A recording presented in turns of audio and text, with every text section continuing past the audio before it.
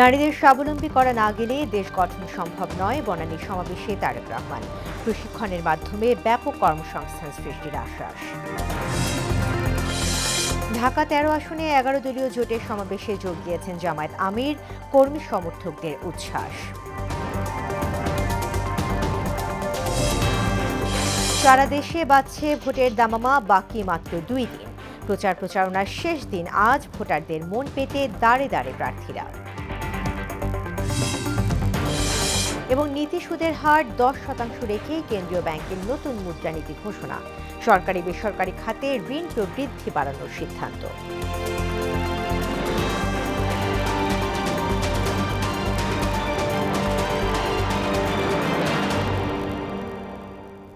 আসসালামু আলাইকুম, মোহনা সংবাদে সবাইকে স্বাগত। শুনছিলেন শিরোনাম, পুরো সংবাদে আছি আমি তাসমিয়া জেরিন। এবারে বিস্তারিত। নারীদের স্বাবলম্বী করা না গেলে দেশ গঠন সম্ভব নয় বলে মন্তব্য করেছেন বিএনপি চেয়ারম্যান তারেক রহমান। দুপুরে নিজ সংসদীয় আসন ঢাকা ১৭ বনানী মাঠে আয়োজিত সমাবেশে একথা বলেন তিনি। ক্ষমতায় গেলে প্রশিক্ষণের মাধ্যমে ব্যাপক কর্মসংস্থান সৃষ্টির আশ্বাস দিয়ে তারেক রহমান বলেন, বেকারদের জন্য সুযোগ বাড়াতে চায় তার দল। আগামীতে ১ লাখ স্বাস্থ্যকর্মী নিয়োগ দেওয়ার প্রতিশ্রুতিও দেন তিনি। এদিকে দিনভর রাজধানীর আরও ৭ স্থানে পথসভা ও সমাবেশে যোগ দেবেন তিনি। প্রতিটি জনসভাকে কেন্দ্র করে সংশ্লিষ্ট এলাকাগুলোয় ব্যাপক শোডাউনের প্রস্তুতি নেওয়া হয়েছে।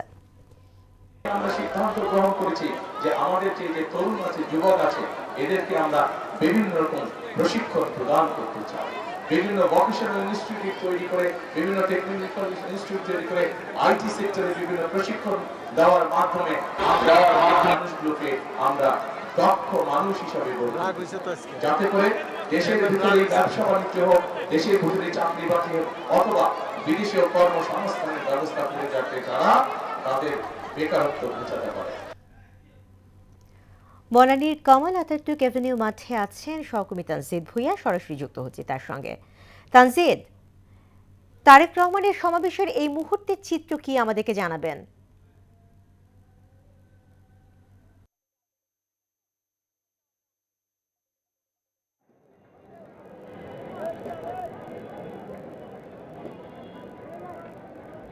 জি, ধন্যবাদ জেরিন। আপনি যেমনটি বলছিলেন যে বিএনপি চেয়ারম্যান জনাব তারেক রহমান তিনি কিন্তু কিছুক্ষণ আগেই যে বনানীর যেই মাঠটি রয়েছে, খেলার মাঠটি, সেখানে কিন্তু কিছুক্ষণ আগেই তিনি বক্তব্য দিয়েছেন এবং তিনি যেটি বলেছেন যে বিএনপি চেয়ারম্যান তারেক রহমান যেটি বলেছেন যে আগামী দিনে যদি বিএনপি দেশ পরিচালনার দায়িত্ব পান এবং দেশ পরিচালনায় যদি বিএনপি আসেন, তাহলে কিন্তু দেশের যে পুনর্গঠনের কাজ, কারণ হচ্ছে আপনি যেটি জানেন যে স্বাধীনতার পর এখন পর্যন্ত যেই সার্বিক যে উন্নয়ন সেটি কিন্তু, এবং সার্বিক যেই সাধারণ মানুষের যে কথা এবং সাধারণ মানুষের যে আকাঙ্ক্ষা সেটি কিন্তু এখন পর্যন্ত বাস্তবায়ন হয়নি। সেটি কিন্তু বিএনপি চেয়ারম্যান তারেক রহমান বলেছেন, যেটি বলেছেন যে আগামী দিনে দেশ পরিচালনার সুযোগ পেলে বিএনপি রাষ্ট্র মেরামত এবং রাষ্ট্র পুনর্গঠনের যে কাজ সেটি কিন্তু করবেন, সেটি কিন্তু তিনি জানিয়েছেন বিএনপি চেয়ারম্যান তারেক রহমান। আরেকটি বিষয় জানিয়ে রাখি যে তিনি কিন্তু বলেছেন যে বিএনপি রাষ্ট্র পরিচালনার দায়িত্ব এলে ১ লাখ যে স্বাস্থ্যকর্মী নিয়োগ সেটি কিন্তু দেওয়া হবে, ওনারা বাড়ি বাড়ি গিয়ে সেই স্বাস্থ্য সেবা কিন্তু পৌঁছে দিবেন। আরেকটি বিষয় জানিয়ে রাখি যে প্রান্তিক এবং খেটে খাওয়া মানুষের যেই আশা আকাঙ্ক্ষা এবং খেটে খাওয়া মানুষের যেই যে প্রত্যাশা সেটি পূরণের জন্য এবং বিশেষ করে নারীদের প্রান্তিক নারীদের এবং কৃষকদের যেই কৃষকের জন্য কৃষক কার্ড এবং প্রান্তিক নারীদের জন্য যেই ফ্যামিলি কার্ড সেটি কিন্তু নিশ্চিত করবেন এবং তার মাধ্যমে প্রান্তিক জনগোষ্ঠীর যে উন্নয়ন এবং প্রান্তিক জনগোষ্ঠীর যে আশা আকাঙ্ক্ষা সেটি কিন্তু বাস্তবায়ন হবে। ওনাদের যেই প্রত্যাশা এখন পর্যন্ত পূরণ হয়নি, সেই ফ্যামিলি কার্ড এবং কৃষক কার্ডের মাধ্যমে সেটি কিন্তু পূরণ হবে, সেটি কিন্তু বলছিলেন বিএনপি চেয়ারম্যান তারেক রহমান। আরেকটি বিষয় জানিয়ে রাখি, তিনি কিন্তু বলেছেন যে আগামী দিনে দেশ পরিচালনার দায়িত্ব পেলে একটি নিরাপদ এবং বাসযোগ্য দেশ গড়ার জন্য, নিরাপদ এবং বাসযোগ্য শহর গড়ার জন্য তিনি কিন্তু সেই প্রত্যাশাটির কথাই কিন্তু বলেছেন বিএনপি চেয়ারম্যান তারেক রহমান। একটা বিষয় জানিয়ে রাখি যে এই ঢাকা 17 আসনের যে প্রচার প্রচারণা এবং যেই সভা সমাবেশ থেকে শুরু করে জনসভা এবং পথসভায় তিনি কিন্তু অংশ নিয়েছেন। আজকে ঢাকায় যে 2 দিনের কর্মসূচি, আজকে সেই কর্মসূচি কিন্তু শেষ দিন। তিনি কিন্তু এখন ঢাকার যে 10 আসন সেখানে যাবেন, তারপরেই কিন্তু ঢাকা যে 8 আসন রয়েছে বিএনপির হেভিওয়েট প্রার্থী মির্জা আব্বাস, সেই আসনে কিন্তু যাবেন এবং পর্যায়ক্রমে আজকে প্রায় 7টি এই পথসভা এবং জনসভায় তিনি কিন্তু অংশ নেবেন এবং ওনার যে আসন ঢাকা রাজধানী ঢাকার যে 17 আসন, সেই আসনের যে বিভিন্ন যে জনসাধারণের যে সমস্যাগুলো রয়েছে, জলাবদ্ধতা থেকে শুরু করে এবং এখানে যানজট এবং বায়ু দূষণ থেকে শুরু করে পরিবেশের যে। তানজিদ, আপনাকে ধন্যবাদ। দর্শক, বনানী থেকে জানাচ্ছিলেন সহকর্মী তানজিদ ভুঁইয়া। প্রচার প্রচারণার শেষ মুহূর্তে ঢাকা 13 আসনে নির্বাচনী জনসভায় যোগ দিয়েছেন জামায়াত ইসলামীর আমির ডক্টর শফিকুর রহমান। সকাল 10টায় শুরু হওয়া মোহাম্মদপুর কেন্দ্রীয় ঈদগাহ মাঠের কর্মসূচিতে সকাল থেকেই জড়ো হতে থাকেন নেতাকর্মীরা। সমাবেশে উপস্থিত রয়েছেন ঢাকা 13 আসনে 11 দলীয় জোট প্রার্থী মামুনুল হক এবং এনসিপি আহ্বায়ক নাহিদ ইসলাম।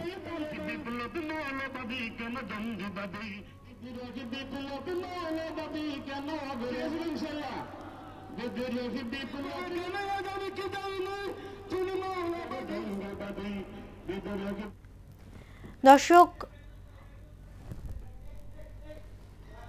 ত্রয়োদশ জাতীয় নির্বাচনের বাকি মাত্র 2 দিন। শেষ হয়ে যাচ্ছে নির্বাচনী প্রচারণার যুদ্ধ। আগামীকাল সকাল 7টা পর্যন্ত প্রচারণা চালাতে পারবেন প্রার্থীরা। ফলে শেষ মুহূর্তে ভোটারদের কাছে ছুটছেন তারা। ভোটারদের মন জোগাতে গণসংযোগের পাশাপাশি পথসভায় ব্যস্ত সারা দেশের প্রার্থীরা। ভোটারদের মন জোগাতে দিচ্ছেন নানা প্রতিশ্রুতিও। আর যোগ্য ব্যক্তিকেই প্রতিনিধি হিসেবে বেছে নেওয়ার কথা জানান ভোটাররা।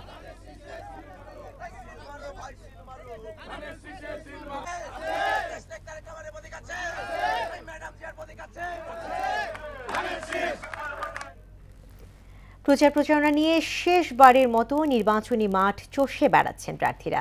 সকালে রাজধানীর পল্লবীর বিভিন্ন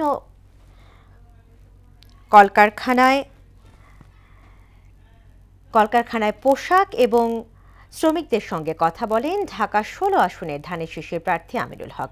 বলেন, নির্বাচিত হলে প্রার্থীদের কর্মস্থলে নারীদের কর্মস্থলের নিরাপত্তা, সুযোগ সুবিধা নিশ্চিত সহ তাদের স্বাবলম্বী করা হবে। এ সময় 12 ফেব্রুয়ারি ধানের শীষে ভোট দিতে সবার প্রতি আহ্বান জানান তিনি। জামায়াত ইসলামের আমির নারীদের নিয়ে কুরুচিপূর্ণ মন্তব্য করেছে অভিযোগ করে আমিনুল হক বলেন, দলটি নারীদের ঘরে আবদ্ধ রাখতে চায়। জামাতের আমির তিনি যে কুরুচিপূর্ণ মন্তব্য করেছেন আমাদের নারীদেরকে নিয়ে, সেটি ভাষায় প্রকাশ করা যাবে না। সেটি কোনো সুস্থ মানুষ এভাবে কোনো কথা বলতে পারে না। তারা ক্ষমতার মোহে পড়ে তারা নারীদেরকে ঘরে রাখার জন্য বিভিন্ন রকম ষড়যন্ত্রের মাধ্যমে, তারা দেশি বিদেশি ষড়যন্ত্রের মাধ্যমে তারা জোর করে ক্ষমতায় আসতে চায়।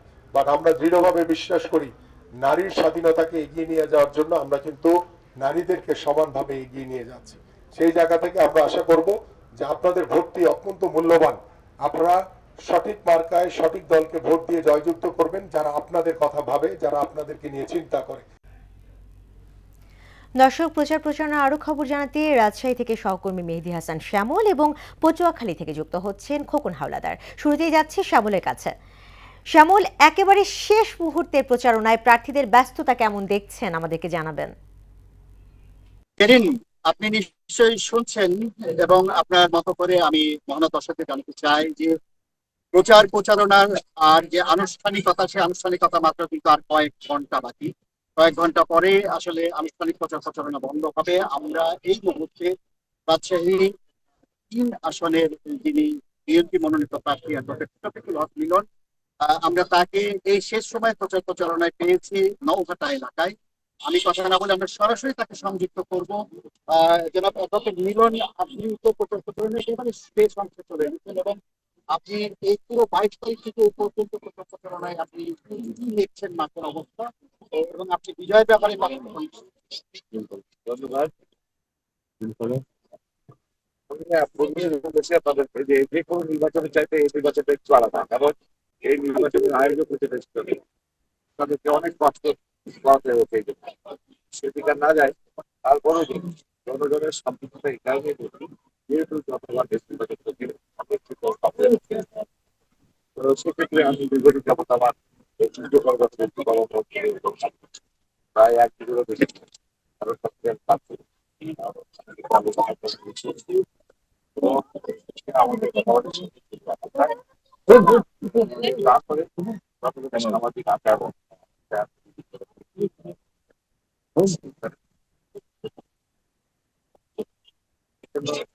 তারা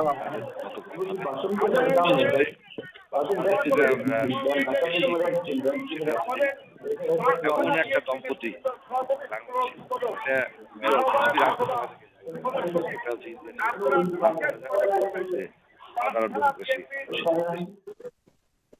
তাদের যে আত্মা ভালোবাসা দিক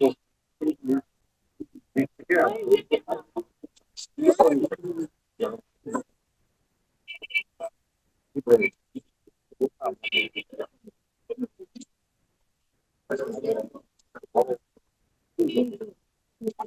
জি, ধন্যবাদ ধন্যবাদ। শুনছিলেন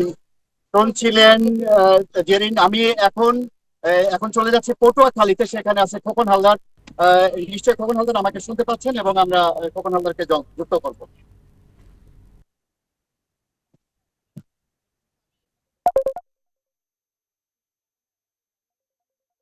জানিয়ে রাখি যে প্রচার প্রচারণার কিন্তু আজকে শেষ দিনে আমরা দেখতে পাচ্ছি যে পটুয়াখালীর যে 3 আসন রয়েছে সেখানে কিন্তু সমর্থক এবং প্রার্থীদের ভিতরে কিন্তু আমরা দেখতে পাচ্ছি যে প্রচার প্রচারণায় কিন্তু তারা অনেকটি কিন্তু এগিয়ে রয়েছেন। এই মুহূর্তে আমরা রয়েছি পটুয়াখালী 3 আসনের বিএনপির যে মনোনীত প্রার্থী ডাকসুর সাবেক ভিপি জনাব নুরুল হক নূরের সামনে। আমরা একটু তার সাথে কথা বলবো এবং জানতে চাবো যে এবারে নির্বাচনে আপনি বিএনপির মনোনীত প্রার্থী হয়ে গলাচিপা 3 আসনে নির্বাচন করতে এসেছেন, তো জনগণের মাঝে আপনি কতটুকু সাড়া পাচ্ছেন এবং জয়ের ব্যাপারে আপনি কতটুকু আশাবাদী?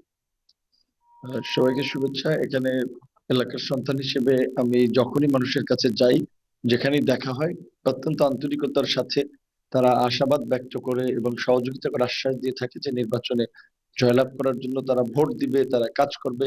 সেদিক থেকে আমরা আশাবাদী যে আমরা ইনশাল্লাহ একটা ভালো ফলাফল করব। যেহেতু এই পটুয়াখালী 3-এ সহ বাংলাদেশের নির্বাচনটা হতো প্রধানত আওয়ামী লীগ এবং বিএনপি দুটো দল কেন্দ্রিক নৌকা ধানের শীষে। তো আমার এই আসনে এবার আওয়ামী লীগের প্রার্থী নাই, বলা চলে ধানের শীষ সেটাও নাই, এখানে আমাকে সমর্থন দিয়েছে।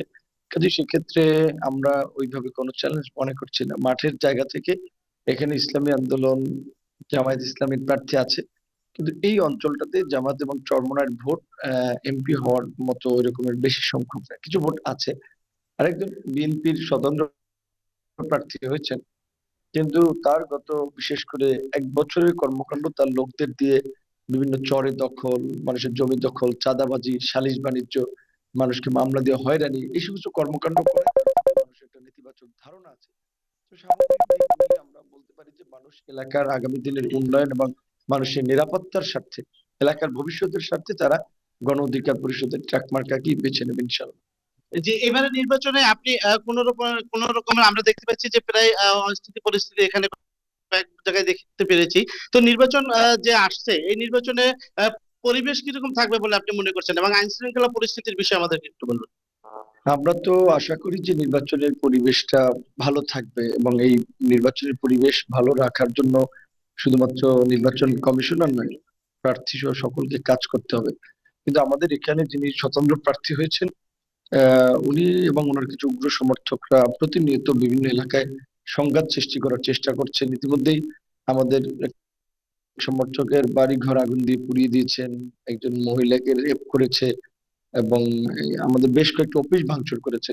তো এই সমস্ত ঘটনায় মামলাও দায়ের হয়েছে, এবং এই সন্ত্রাসীদের গ্রেপ্তারের অভিযান চালাচ্ছে প্রশাসন, কিন্তু পাচ্ছে না। তো এখানে আমার একটা সন্দেহ যে আসলে প্রশাসন আন্তরিকভাবে অভিযান চালাচ্ছে নাকি আপনার তাদেরকে সেফ এক্সিট দিয়ে অভিযানে যাচ্ছে। তো প্রশাসন যদি পরিস্থিতি নিয়ন্ত্রণে না নিতে পারে তাহলে বড় ধরনের সংঘাত সহিংসতা হতে পারে। জি, ধন্যবাদ আপনাকে। আমরা এতক্ষণ কথা বলছিলাম পটুয়াখালী 3 আসনের যে বিএনপির মনোনীত প্রার্থী নুরুল হক নুরের সঙ্গে। তিনি কিন্তু বলছিলেন যে জয়ের ব্যাপারে তিনি আশাবাদী প্রকাশ করছেন এবং এখানের যে আইন শৃঙ্খলা পরিস্থিতি নিয়ে তিনি কিন্তু একটু সন্দিহান রয়েছেন। তো পটুয়াখালী 3 আসন থেকে নির্বাচন নিয়ে এই ছিল আমার কাছে সর্বশেষ তথ্য। ধন্যবাদ সহকর্মী মেহেদী হাসান শ্যামল এবং খোকন হাওলাদার আপনাদেরকে। চলে যাচ্ছি পরের সংবাদে। সারা দেশেই নির্বাচনী দামামা, প্রচারণার শেষ মুহূর্তে ভোটের মাঠ চষে বেড়াচ্ছেন প্রার্থীরা। নরসিংদীর আসনগুলোতে তুঙ্গে প্রচারণা, নানা প্রতিশ্রুতি নিয়ে ভোটারদের কাছে যাচ্ছেন প্রার্থীরা। মাহবুবুর রহমানের তথ্যচিত্রে জানাচ্ছেন আফরিন পপি। ৭১টি ইউনিয়ন ও ৬টি পৌরসভা নিয়ে নরসিংদী জেলায় ৫টি সংসদীয় আসনে মোট ৪০ জন প্রার্থী লড়বেন। নরসিংদী জেলার মোট ভোটার সংখ্যা ১৯,৪৭,৯৫১ জন। এর মধ্যে পুরুষ ভোটার ৯৭,০৯,৬৪১ জন, মহিলা ভোটার ৯,৬৮,২৪৭ জন, তৃতীয় লিঙ্গের ভোটার রয়েছেন ৩৬ জন। প্রচারণার শেষ সময়েও প্রার্থীরা যাচ্ছেন ভোটারদের কাছে। প্রত্যেক প্রার্থী জয়ের ব্যাপারে আশাবাদী। শেষ পর্যন্ত কার দিকে যাবে রায় সেই অপেক্ষায় নরসিংদীবাসী। গরিবের পাশে আছে তাকেই আমি ভোট দিব। জনগণের সেবা করতে পারে, ন্যায় বিচারক, তারে আমরা ভোট দিব। তারাই চাই যারা নরসিংদীর উন্নয়ন করব। গণভোট নিয়ে প্রচারণা চালিয়েছে জেলা প্রশাসক ও তথ্য অফিস। নির্বাচনকে অবাধ, সুষ্ঠু ও নিরপেক্ষ করতে সব ধরনের তৎপরতা অব্যাহত রয়েছে জানিয়েছেন জেলা প্রশাসক। ঝুঁকিপূর্ণ কেন্দ্র এবং ঝুঁকিপূর্ণ এলাকায় পুলিশ টহল, বিভিন্ন বাহিনীর টহল এবং মোবাইল কোর্ট পরিচালনা অব্যাহত রয়েছে। নির্বাচিত হলে নরসিংদীর উন্নয়নে কাজ করবেন এবং চাঁদা, সন্ত্রাস, মাদক মুক্ত রাখার প্রতিশ্রুতি দিয়েছেন প্রার্থীরা। নির্বাচিত হই একটি সুষ্ঠু নিরপেক্ষ নির্বাচনের মাধ্যমে, তাহলে আমরা বাংলাদেশের 18 কোটি মানুষকে সেবা করি। রাষ্ট্র সংস্কারের রূপরেখা, মেরামতের যে রূপরেখা দিয়েছেন আমাদের দল একটি চেয়ারম্যান তারেক রহমান, সেটা আমরা বাস্তবায়ন করব। আমি নরসিংদী অস্ত্র সন্ত্রাস মুক্ত একটি নরসিংদী করতে চাই। ওয়ার্ড ভিত্তিক অনেক সমস্যা রয়েছে, সেগুলো দূর করার জন্য আমরা 100 দিন, 3 মাস, 6 মাস, 5 বছর এরকম বিভিন্ন মেয়াদে ধাপে ধাপে স্বল্পমেয়াদী, মধ্যমেয়াদী, দীর্ঘমেয়াদী বেশ কিছু পরিকল্পনা আমাদের আছে। কোনো প্রতিশ্রুতি নয়, বরং সুখে দুঃখে পাশে থাকবেন এমন ব্যক্তিকেই জনপ্রতিনিধি হিসেবে চান জনগণ। আফরিন পপি, মোহনা সংবাদ। দর্শক, ফেনীর বিভিন্ন আসনের প্রচারণার খবর নিয়ে যুক্ত হচ্ছেন সহকর্মী সুরঞ্জিত নাগ। সুরঞ্জিত, ফেনীতে শেষ মুহূর্তের প্রচারণা কেমন দেখছেন? সুরঞ্জিত, আপনি শুনতে পাচ্ছেন? ফেনীর শেষ মুহূর্তের প্রচারণার খবর আমাদেরকে জানাবেন।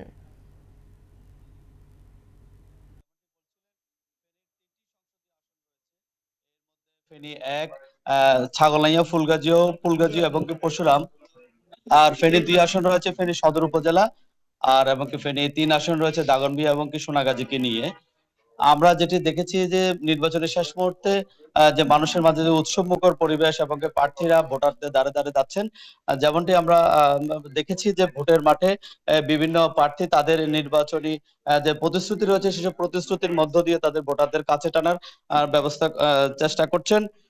তেমনি আমি এখন আছি ফেনীর যে 2 আসনের যিনি 10 দলীয় মনোনীত জোটের প্রার্থী, যিনি এবি পার্টির চেয়ারম্যান এবং ইগল প্রতীকে তিনি ভোট প্রার্থনা করেছেন এবং সকাল থেকে রাত পর্যন্ত তাদের এই বিরামহীন প্রচারণা চলছে। আমরা এখন আছি উনার নির্বাচনী কার্যালয়ে, ফেনীর যে নির্বাচনী কার্যালয়ে, সেখানে আমরা দেখতে পাচ্ছি উনাদের নির্বাচনী যে কার্যক্রমগুলো তারা চালিয়ে যাচ্ছেন।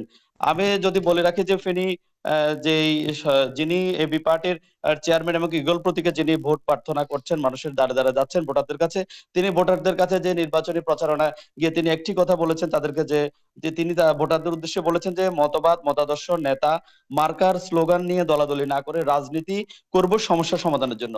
তিনি বলেছেন ভুল হবে ধরিয়ে দিবেন, তাহলে আমরা শুধরে নেব। তেমনি তিনি দিন বদলের শুরু হোক এখান থেকে এই ধরনের একটি উনি স্লোগান দিয়ে মানুষের কাছাকাছি যাওয়ার চেষ্টা করছেন। তিনি আশা করছেন যে উনি যদি সুষ্ঠু সুন্দর ভোট হয় তাহলে তিনি এখানকার ফেনী 2 আসন থেকে তিনি নির্বাচিত হবেন। আমি সরাসরি প্রার্থীর সাথে কথা বলবো। এবি পার্টির যিনি চেয়ারম্যান মুজিবুর রহমান মঞ্জুর, আপনাদের জানতে চাইবো আপনাদের এই যে বিরামহীন প্রচারণা কেমন চলছে? আমরা তো সকাল থেকে প্রচার প্রচারণায় ছিলাম। আজকে আমরা বিশেষ করে সদর হসপিটাল এলাকায় আমরা কিছুটা ক্যাম্পেইন করেছি।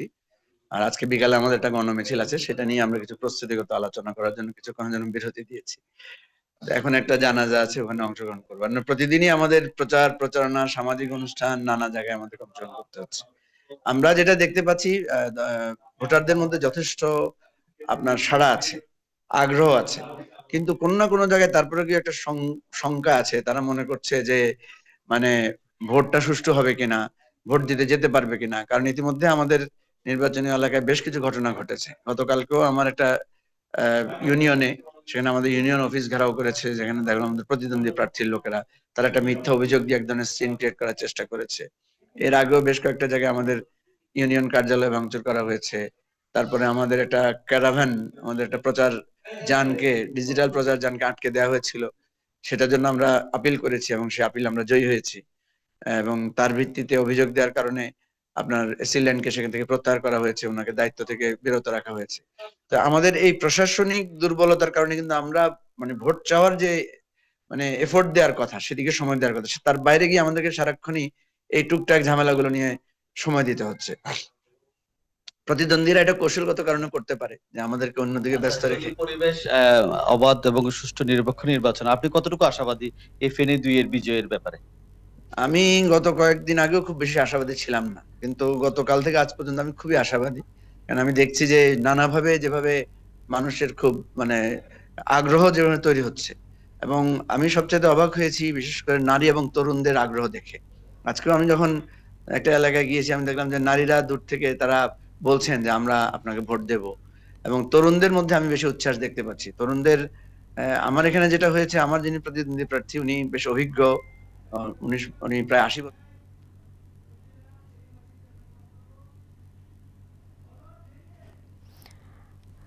দর্শক, শুনছিলাম এবি পার্টির চেয়ারম্যানের বক্তব্য। চলে যাচ্ছি পরের সংবাদে।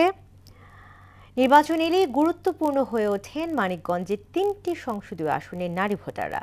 নির্বাচনের ফলাফলের পর জনপ্রতিনিধিদের কাছে গুরুত্ব হারায় নারী ভোটারদের প্রত্যাশা। নারী বান্ধব ও নারী উদ্যোক্তাদের জন্য সহায়ক হবেন এমন প্রার্থীকে এবার ভোট দিতে চান তারা। সাধন সূত্রধরের প্রতিবেদন, জানাচ্ছেন আফরিন পপি। মানিকগঞ্জ জেলার 3টি সংসদীয় আসনে মোট ভোটারের অর্ধেকের বেশি নারী। জেলায় নারী ভোটার 6,63,913 জন। তাই এবারের নির্বাচনে নারী ভোটারদের উপস্থিতি ও অংশগ্রহণ আলাদা গুরুত্ব পাচ্ছে। বৈষম্যহীন সমাজ, সামাজিক নিরাপত্তা নিশ্চয়তা, বেকার সমস্যা দূরীকরণ সহ নারী উদ্যোক্তা তৈরি করতে সহায়তা করবে এমন প্রার্থীকে ভোট দিবেন মানিকগঞ্জের নারী ভোটাররা। একজন নারী হিসেবে আমার প্রথম প্রত্যাশা থাকবে একজন নারী বান্ধব সরকার যাতে এই দেশে আসে এবং নারীদের সমস্ত ধরনের সুযোগ সুবিধা জানি নিশ্চিত করে। নারী উদ্যোক্তা হিসেবে সরকারের কাছে প্রত্যাশা যে আমরা যেন স্বাধীনভাবে বিজনেস করতে পারি। তাই আমরা সরকারের কাছে চাইবো যাতে আমরা আগামী দিনগুলো কিভাবে আগানো যায় তারা যেন আমাদের পাশে থাকে, এতটুকুই আমার প্রত্যাশা। সংসদে যারা যাবে তারা যেন নারীদের নিয়ে বেশি করে ভাবে। আমি সরকারের কাছে আমি এটাই চাইবো যে তারা যেন নারীদের বিষয়ে একটু নজর দেয়, কারণ আমাদের এখন দেশের যে পরিস্থিতি, এখন আমাদের ঘর থেকে ছাড়তে চায় না। আমাদের নতুন সরকারের কাছে প্রত্যাশা আছে যে আমাদের শিক্ষা উন্নয়নের ক্ষেত্রে যাতে এটা একটু ডেভেলপড হয়। যে সরকারি আসুক, যে নারী বান্ধব হতে হবে। ভোটে নারীদের ভূমিকা শুধু সংখ্যা দিয়ে নয়, দেশের অর্থনীতিতেও তাদের অবদান গুরুত্বপূর্ণ।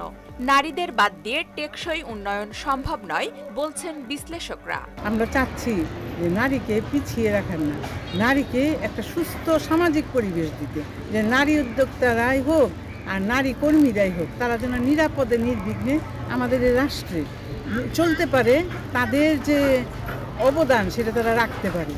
এটার মধ্যে যেন কোনো ছিনতাই না হয়, কোনো জুলুমবাজি না হয়, কোনো চাঁদাবাজি না হয়। মানিকগঞ্জের ভোটার সংখ্যা 13,20,699 জন।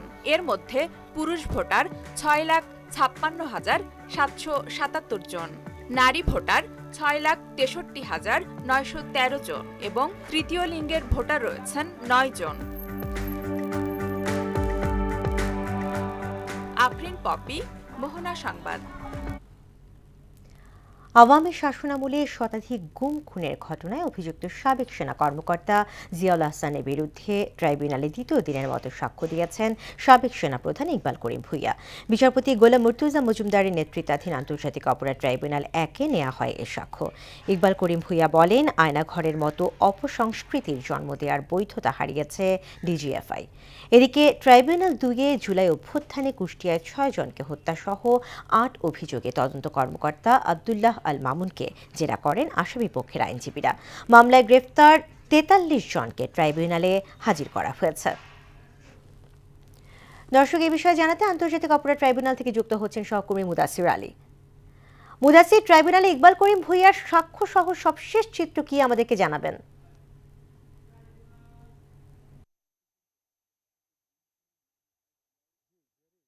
ট্রাইব্যুনাল 1-এ কিন্তু আজকে শতাধিক গুম খুনের মামলায় জিয়াউল আহসানের বিরুদ্ধে যে প্রথম যে সাক্ষ্য, সাবেক সেনাপ্রধান জেনারেল অবসরপ্রাপ্ত ইকবাল করিম ভূঁইয়ার কিন্তু জবানবন্দি শেষ হয়েছে।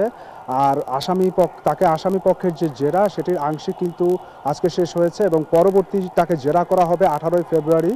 তো তিনি তার জবানবন্দিতে যেটি প্রথম দিন যেমনটি জানিয়েছিলেন কিভাবে সেনাবাহিনীতে গুম খুনের সংস্কৃতির শুরু হয়েছিল, আজকে তিনি যেটি জানিয়েছেন সেটি হচ্ছে এ নিয়ে তিনি বিস্তারিত তথ্য জানিয়েছেন যে কিভাবে তৎকালীন প্রধানমন্ত্রী শেখ হাসিনার আজ্ঞাবহ হয়ে সেনাবাহিনীদের মধ্যে একাংশ নিয়ে যে ডিজিএফআই এবং র্যাব, এই যে দুই বাহিনী যে গঠিত হতো, তারা কিভাবে অপকর্ম করেছে এবং কি পরিমাণ অর্থ পেত এক একটা হত্যাকাণ্ডের সময় এবং কাকে কাকে গুম করতো, এই বিষয়ে কিন্তু তিনি তার জবানবন্দিতে তিনি জানিয়েছেন। তিনি এটিও বলেছেন যে তিনি সেনাপ্রধান থাকাকালে কিন্তু বিভিন্নভাবে চেষ্টা করেছেন সেনাবাহিনী সদস্যদের যে এই অপকর্ম, সে অপকর্মটা যেন না হয় তার জন্য তিনি বিভিন্নভাবে চেষ্টা করেছেন, যদিও তিনি সেভাবে পেরে উঠেননি সবসময়। তো তিনি তার জবানবন্দিতে এই বিষয়গুলো কিন্তু উল্লেখ করেছেন এবং এই সূত্র ধরে কিন্তু তিনি যেটি বলেছেন যে ডিজিএফআই এবং র্যাব এটি কিন্তু বিলুপ্তি হওয়া দরকার এবং র্যাবকে যদি বিলুপ্ত নাও করা যায়, অন্তত সেনাবাহিনী থেকে যে ঊর্ধ্বতন কর্মকর্তা নিয়ে যে র্যাব যে গঠিত হয় বা রিক্রুটমেন্ট হয়, সেটার প্রক্রিয়াটা এমনভাবে হওয়া উচিত যেন তারা পরবর্তীতে যেন কোনো ধরনের অপকর্ম না করে, সেই রকম কিছু কিন্তু হওয়া উচিত। আর ডিজিএফআই এর বিষয়েও তিনি সে একই কথা বলেছেন। এখানে গুম খুনের যে সংস্কৃতি, সেটি কিন্তু ডিজিএফআই এর এই দ্বারা হয়েছে এবং এই জন্য কিন্তু তার বিলুপ্তি তিনি দাবি করেছেন। এদিকে আসামি পক্ষে কিন্তু তারা কিন্তু এর ক্ষোভ জানিয়েছেন, যদিও জেরা কি হয়েছে, তাকে কি জিজ্ঞাসা করা হয়েছে আজকে, সেটি কিন্তু বিস্তারিত কিছু জানা নেই। এই বিষয়ে কিন্তু 18 ফেব্রুয়ারি তারা বিস্তারিত বলবেন। তো এই বিষয়ে এই ট্রাইব্যুনাল থেকে এই ছিল আমার কাছে জিয়াউল আহসানের বিরুদ্ধে সাক্ষ্য গ্রহণের তথ্য। জেরিন। মুদাসির, আপনাকে ধন্যবাদ। নীতি সুদহার 10% রেখে চলতি 2025-26 অর্থ বছরের শেষ 6 মাসের জন্য নতুন মুদ্রানীতি ঘোষণা করেছে বাংলাদেশ ব্যাংক। সকালে কেন্দ্রীয় ব্যাংকের প্রধান কার্যালয়ে এক সংবাদ সম্মেলনে নতুন মুদ্রানীতি ঘোষণা করেন governor doctor Ahsan H Mansur. তিনি জানান, আগামী জুন পর্যন্ত বেসরকারি ঋণের প্রবৃদ্ধি 0.5 বাড়ানো হয়েছে। একইভাবে সরকারি খাতেও ঋণ প্রবৃদ্ধি বাড়ানোর সিদ্ধান্ত হয়েছে। মূল্যস্ফীতি বাদে সব ক্ষেত্রে বাংলাদেশ ব্যাংক লক্ষ্যমাত্রা পূরণে সক্ষম হয়েছে বলেও মন্তব্য করেন গভর্নর। একটা প্রসেস, সংস্কারটা একদিনের ব্যাপার নয়। যেমন আমরা 6টা-7টা আইন প্রণয়ন করেছি বা ড্রাফট করেছি, তার মধ্যে 2টো বাস্তবায়ন হয়ে গেছে, ব্যাংক রেজলিউশন অর্ডিন্যান্স এবং ডিপোজিট ইন্স্যুরেন্স। এই দুটোকে আমরা কার্যকরভাবে ব্যবহারও করে ফেলেছি অলরেডি রেজলিউশন। খেলা খবর ক্রিকেট। টি-20 বিশ্বকাপে নিজেদের প্রথম ম্যাচে স্কটল্যান্ডের বিপক্ষে মাঠে নামছে ইতালি। ভারতের ইডেন গার্ডেনে ম্যাচ শুরু বেলা 11:30টায়। বাংলাদেশ বিশ্বকাপ থেকে নাম সরিয়ে নেওয়ার সুযোগ পায় স্কটল্যান্ড। অন্যদিকে ইউরোপিয়ান অঞ্চলের বাছাই থেকে প্রথমবারের মতো বিশ্বমঞ্চে খেলার টিকিট পেয়েছে ইতালি। দিনের আরেক ম্যাচে দুপুর 3:30টায় কলম্বোতে জিম্বাবুয়ের প্রতিপক্ষ ওমান। বিশ্বকাপে নিজেদের প্রথম ম্যাচে জয়ের জন্য সেরাটা দিকে লড়বে জিম্বাবুয়ে। আরেক ম্যাচে আহমেদাবাদে সন্ধ্যা 7:30টায় দক্ষিণ আফ্রিকার প্রতিপক্ষ কানাডা। শেষ করব মোহনার সংবাদ, যাবার আগে শিরোনামগুলো আরও একবার।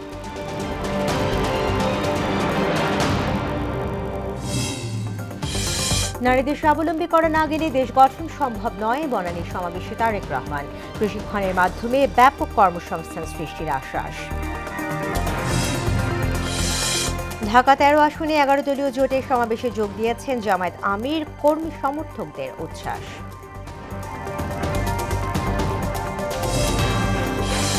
সারা দেশে বাজছে ভোটের দামামা, বাকি মাত্র 2 দিন।